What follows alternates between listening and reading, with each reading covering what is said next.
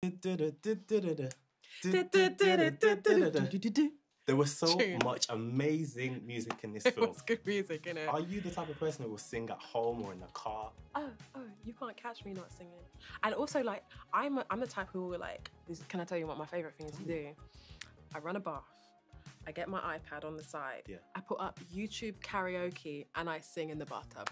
Listen, I was going to ask you who's your go-to artist or what's your go-to song? What do I like to sing? It's a mixture. First, I like to start off with a bit of Disney.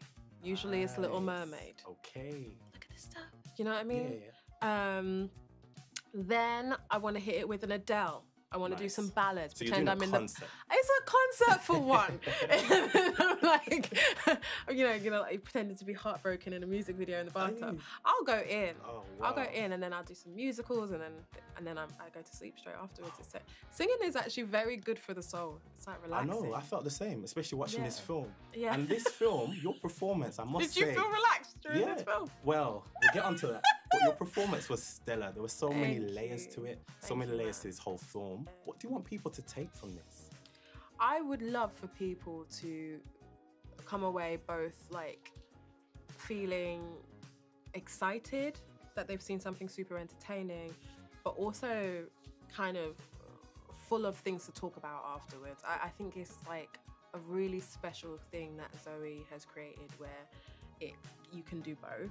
There are so many layers to it, and it's funny and it's dark and it's stylized, and I think people are going to be really excited by it, and hopefully some of the themes that are highlighted in it will be talked about afterwards. Amazing. I think there definitely will be. We don't want to give anything away. I know, it's so hard. Well, I'll talk about something else then that we know I've heard and I've noticed throughout the film. Your co-star, Channing Tatum, and director Zoë Kravitz, I heard that they actually fell in love on set and are now engaged as a result, so there must have been some good vibes. What was it like working with them? Any memorable moments? Oh man, like, I think the thing is that Zoe really put together an amazing group of people on our whole. Like, we were living where we worked, like, nice. So the kind of compound that we were on is where we were sleeping. And so it meant like every morning, every night we're with the same people, and we really became a family. So I've got a load of fond memories. I mean, like from like pool parties to like lying on the lawn and looking up at the stars. We were in Yucatan. It was just the most incredible landscape to be in for months, like 2.5 months. So yeah, there was so much. And the way we worked together was magic. Amazing.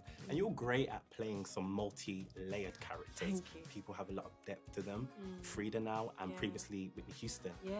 Is there any kind of link between the two different characters and how you embodied them both? Oh, totally different processes.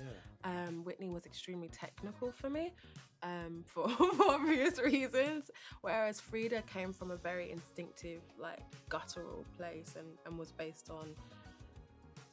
If Whitney is based on a real person, and truly based, like no one can actually be Whitney but Whitney, then Frida is based on my experience and based on the concept of the story. And that it's just a different way of working towards hopefully what is a similar feeling when you're watching it, which is like, oh, you're watching a real person. Your co-star again, Channing Tatum, played Slater King in this. He was a big-time tech billionaire. Yeah. What would you do with that power and that money if you were a billionaire? Big-time tech. Give it away. Listen, the thing is about money, like, don't get me wrong, I'd love to buy a house one day. I would love to, be able to go on several holidays and all of that. But a certain amount of money, it starts to get boring, and you start to put your business where your business shouldn't be, in my opinion.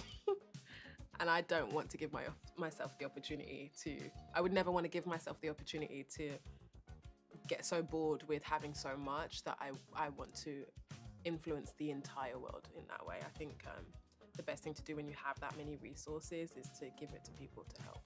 Amazing. Yeah. We learn in this film that there's beauty and power in forgetting. It's a gift. Are there any things that you would like to forget? Anything that might be embarrassing that you've done in your life has happened? I'd love to forget some of my fashion choices when I was a teenager. I went through many phases. I'm so happy that like when I was a teenager, Instagram wasn't a thing, because people would be coming for me if it was. But But nothing crazy. I don't think I regret a thing so Amazing. far. Touch wood. There's definitely a theme of feeling less than in this and wanting more from life. What would you say to people who might feel a similar way? That's okay, and that's normal. I think the most important thing is to be honest with yourself first. Accept it, see it, and then day by day work towards giving yourself enough nutrients, like soul nutrients, that slowly goes away, but that doesn't happen overnight. Amazing. Thank you so much for your time, Naomi. Thank you. Amazing film. Well done. Thanks, Congratulations again. Thank you. Appreciate it.